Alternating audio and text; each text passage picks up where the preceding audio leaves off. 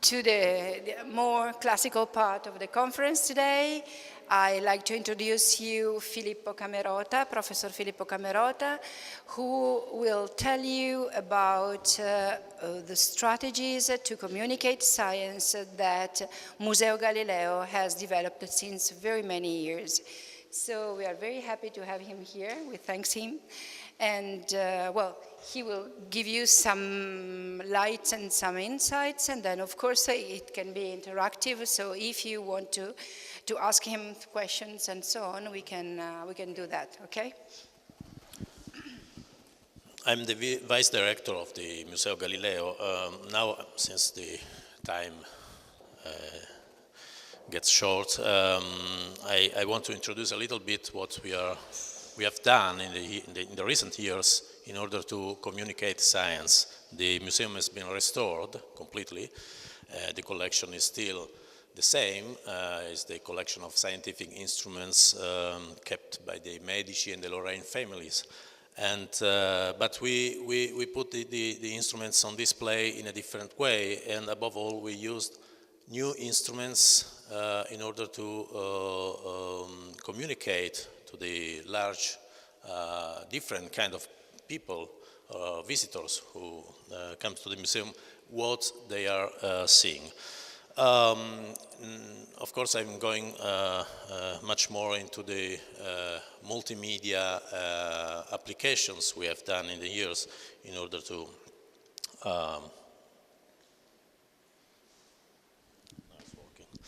okay, as you can see from this image, the Museo Galileo has a wonderful location next to the Uffizi Gallery, and this is a advantage in a way, but it is also a problem sometimes because normally visitors comes to Florence to visit art museums. Florence is a center for the arts, of course, for architecture, and the history of art is essentially the main topic for this city and for Italy anyway. And the message we wanted to convey, and we are working on this since many years, is that Florence was historically also a center for science, because the Medici the Medici family were patrons not only for artists but also for scientists. And so the problem for us was how to communicate this part of the history of the town to the large public. And with the restoration of the museum and the new layout, we chose also to change the name of the museum, and this was an essential part of our communication, because it's very difficult for people to identify a museum with a name like Museo di Storia della Scienza, Museum for the History of Science, because there are some very important museums of the history of science around the world, in Europe above all, but this is a generic way to identify a museum. And it is true that the museum collection tells the story of the science in a large way, but it is also true that the main presence in the collection of the museum is Galileo.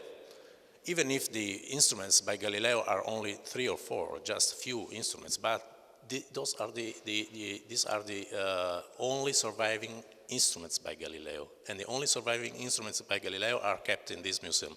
So this was the main reason for the changing of the name, but it was also a very good marketing operation, because it is a very easy name to remember. And in the past, many visitors used to refer to the Museo di Storia della Scienza as Museo Galileo, even if the name was not that. But they used to identify the museum with Galileo. So we chose to follow the habit of many tourists in this way. The second reason why we changed the name was because the restoration of the museum marked a new part of the history of our institution. The Palazzo Castellani, the seat of the museum, has been completely restored during the year, and now a new age is starting. and a new way to promote researchers into the institutes are coming. And you have to know that the museum is not only a museum but also a research institute, and this is very important for the life of our museum and the way in which we communicate science, because of course there is not only the collection but also the library and the publications we promote. Then the Museo Galileo was inaugurated in 2010, and that was the International Year of Astronomy. So that was the occasion to mark the position of the Museo Galileo into this international venue. And then, as I said, the instruments of Galileo are few, but they are the fulcrum point of the collection, because what we have before Galileo tells the story of the mathematical culture in which Galileo started his career. And what we have after Galileo is the story of the science developed on the wave of Galileo discoveries. One of the let's say, art and scientific works we decided to build in front of the museum is also a kind of marketing operation in order to keep the attention of the visitors. And this is the sundial, the big sundial built in front of the museum. It's a work of art. It's a work of science as in scientific instruments, but it is also, a presentation outside of the museum of one of the several sundials and so several scientific instruments we have inside. So in a way, visitors are called to pay attention to the museum, to the building, and this works because some visitors which come to Florence to visit the Uffizi Gallery, which is right there behind the museum, in the past they passed through the museum without seeing that there was a scientific museum there. Now they are just stopping in front of the museum, looking at the sundial, and then eventually going into the museum. This is one of the most spectacular rooms inside the museum. Normally we have rooms arranged in a different way with different colors according to the different topics of the rooms.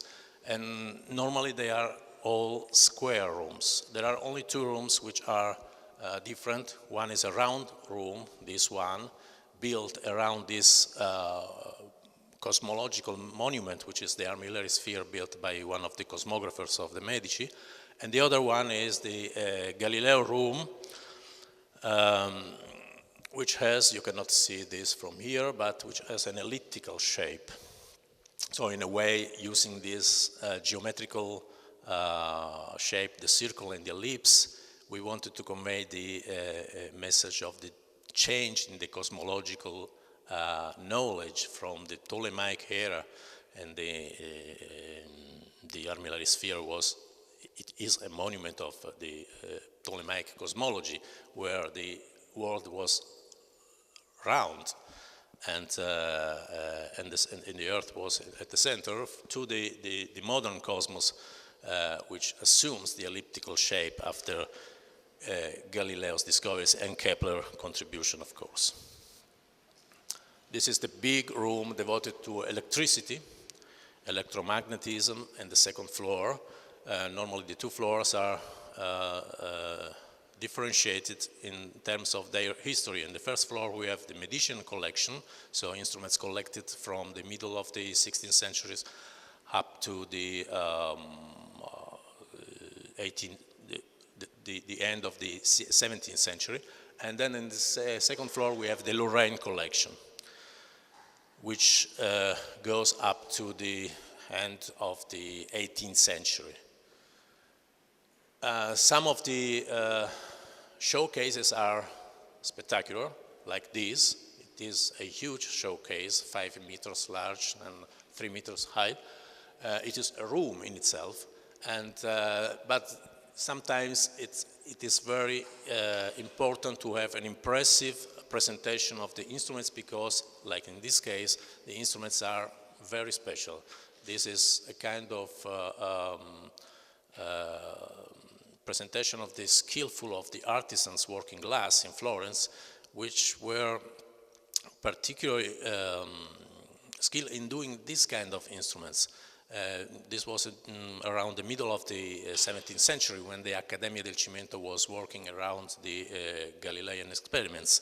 And in order to demonstrate Galilean experiments on thermometry, for example, they had to build new instruments, and they need specialized artisans to build that kind of instruments.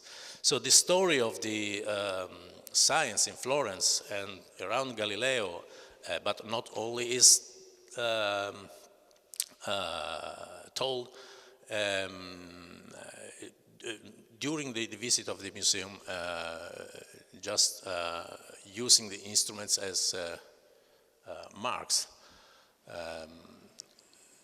And now we go into the communication through the web. With the new layout of the museum, we have adopted a new way to present, to give information about the collection. We didn't use anymore written panels or captions, just few captions, just saying what the instrument is, who is the builder, the maker, what is the time, you know, the year of the construction of the instrument. But for all, you know, the information you can have around the instruments, we choose to adopt this kind of video guide. It's an audio video guide, actually, because you can have information by audio, just a voice reading a text. You can read a text by yourself, but you can also see animations, films. And this is a kind of satellite navigator which you can rent when you go into the museum, and you can use it as you wish. There is nothing, you know, fixed there. You can travel through the world of science just using the navigator. For example, if you want to know everything about the collection, you can. The 1,000 instruments on display are presented by biographies, movies, entries, and so on. And so it's a lot of material, but it's a lot of material prepared during the years. Since many years we are working in this direction. We have a multimedia workshop in the museum which works only on that, you know, on our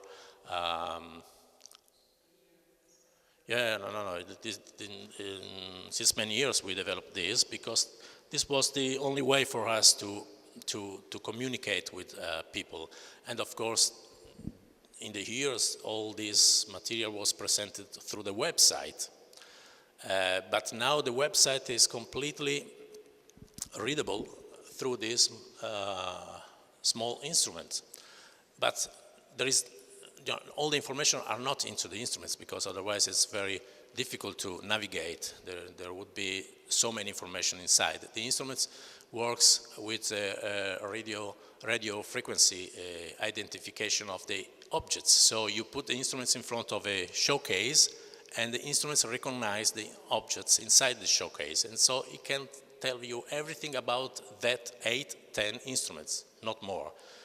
If you change the position of the navigator, you can have information about the other instruments. Of course, there is also the traditional way to communicate with people, and this is through the catalogs. But in this case, since we have the multimedia catalog, which is very rich, we decided not to publish a traditional catalog because it was impossible to compete with the multimedia information. So we published a book on the history of the collection. And this is a scholarly book, of course. So the public is that of the scholars. But we also have a brief catalog, a booklet of few pages, which can introduce the large public to the visit. Also the satellite, I call it the satellite navigator, but it's not. The video guide can be used in this way. If you want to have a full visit, you can. But if you don't have any much more time to stay in the museum, you can choose a very short visit with a selection of 80 masterpieces of the collection.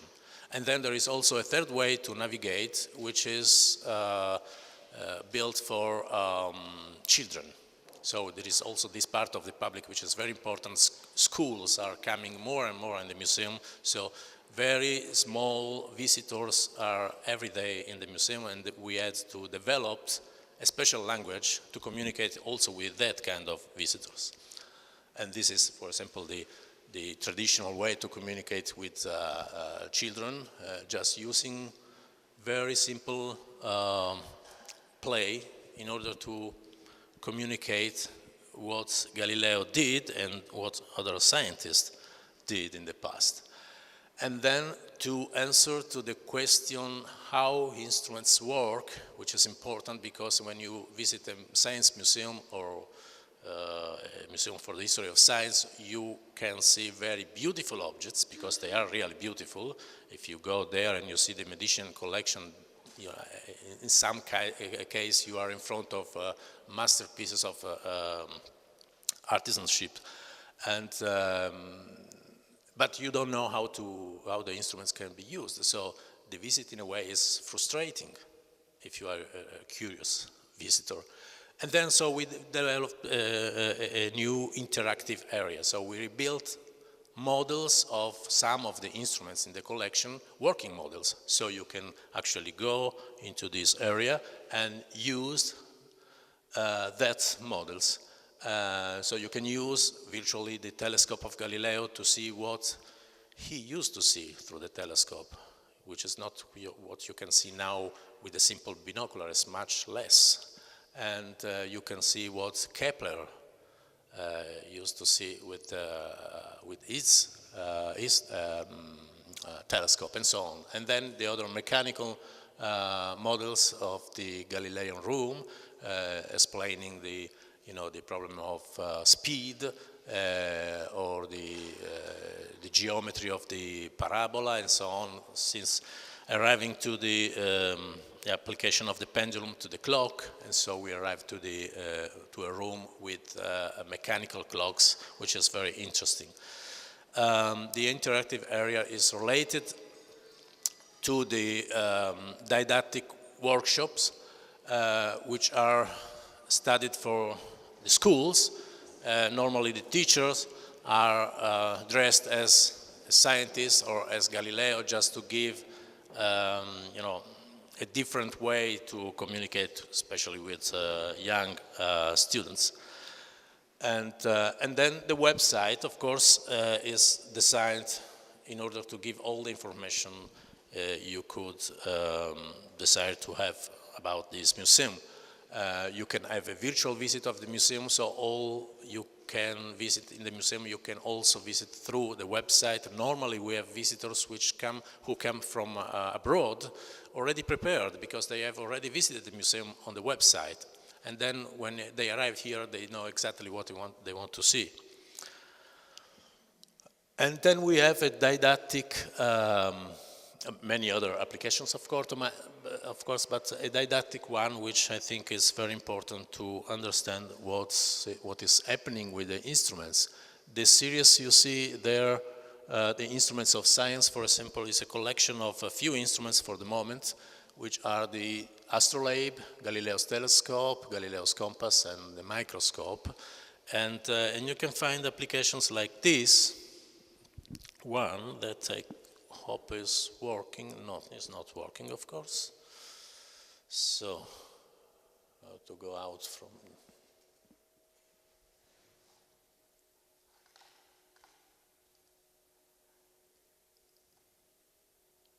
This one, which is an application on Galileo's compass, which gives you the possibility to use the compass, virtually, of course,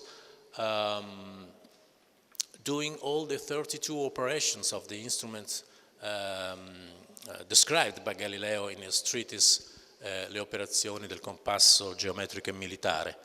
And you have things like this, which tell the story of the... Many attempts were made to develop a universal instrument that could be used to perform arithmetical... Anyway, we don't have the time for this, but you can have all the history of the compass here. You can also play with the different, the story of the different compasses, so the story of the development of this instrument during the centuries, and then you can play with compasses.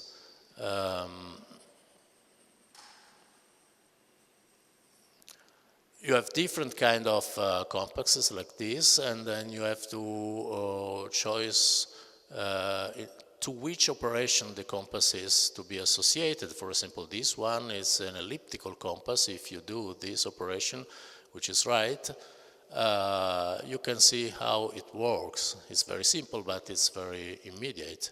And then you can continue with other instruments like this, you know, the most curious compasses like this. This is a compass not for drawing circles, not for measuring or computing like Galileo's compass, but for measuring the fractions of a degree. Of course, if you go here, it's not working because this is not the right answer, but here it is.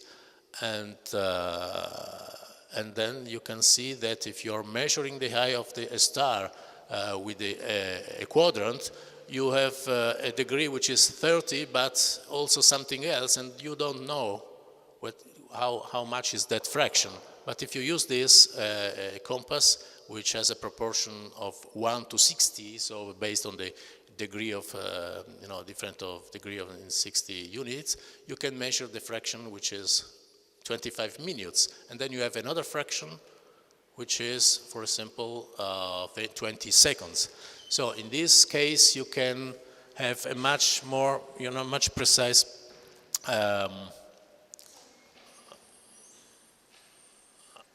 measuring. And then you can have also a simulation, I hope, not this, but this one.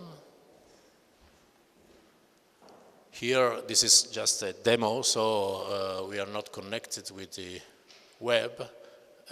There are all the operations, as I said before, to be made with the compass, but for example, let's say this is one of the simple operations using a compass in order to divide a line in several parts, equal parts, of course. And Galileo's compass could be used for geometric and architectural drawing, for constructing the graduated scales of measuring instruments, and for similar applications. Let's try to divide segments into 5. So we want to divide a line in 5 parts.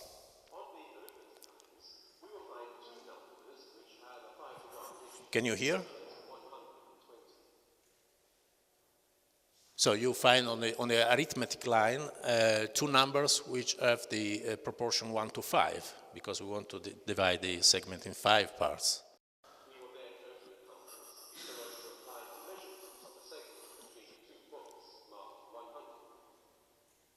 So the line is put on the point 100.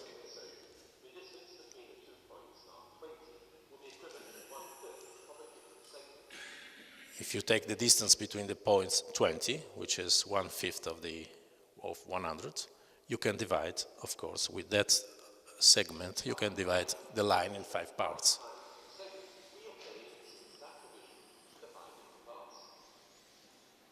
Then you can try yourself.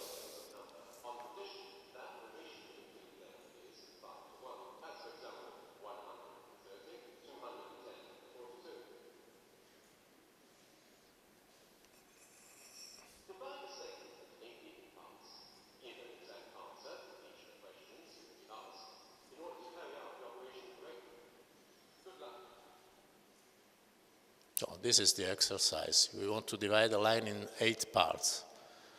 So the question, to divide the segment into 8 parts, which pair of numbers should you use on the arithmetic line. So what do you think, A, B, or C?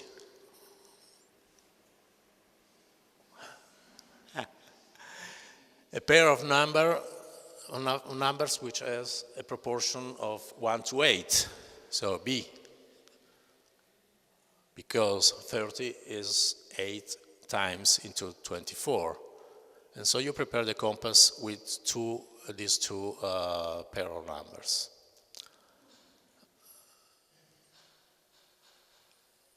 And now, what should you do? Measure the line with the proportional dividers, set the compasses at the same opening, measure the distance between points 13. So it should be A, yes, because we want to measure the line.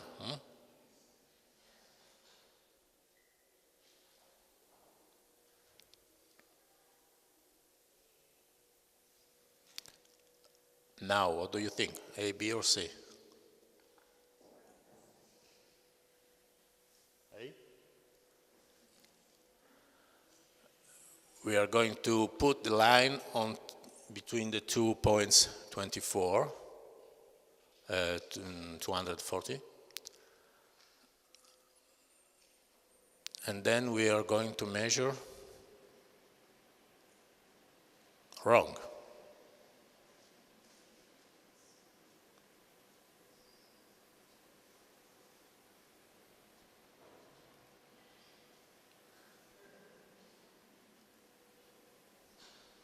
I was kidding, of course.